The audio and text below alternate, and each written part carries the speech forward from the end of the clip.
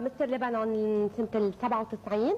عندك مواهب تمثيلية لئيمة منا. عم بحكي طبعا عن الممثلين، عم بحكي اللي طارح حاله بالسوشيال ميديا وفاة الإعلامية اللبنانية يمنى شيري عن عمر يناهز ال 55 عام بعد صراع كبير مع المرض. اتوفت الإعلامية والممثلة اللبنانية يمنى شيري النهارده عن عمر يناهز ال 55 عام بعد مسيرة إعلامية وتلفزيونية امتدت لسنين. بعد ما أعلنت جريدة لبنانية النهارده وفاة الإعلامية واللبنانية يمنى شيري بشكل مفاجئ، عانت في الفترة الأخيرة بسبب مرضها سرطان في الرئة اللي صرحت عنه بعض وسائل إعلامية، وخبر وفاتها خيم الحزن على الوسط الإعلامي والفني اللي نعاها بكلمات مؤثرة. اتولدت في لبنان وبدأت مشوارها الإعلامي في إذاعة صوت الشعب، وبعديها على طول اتنقلت لتلفزيون المستقبل وبعديها القناة الجديد، وكانت في ازدهار لافت في السنين اللي فاتت اللي جمعت بين الترفيه والفن والثقافة.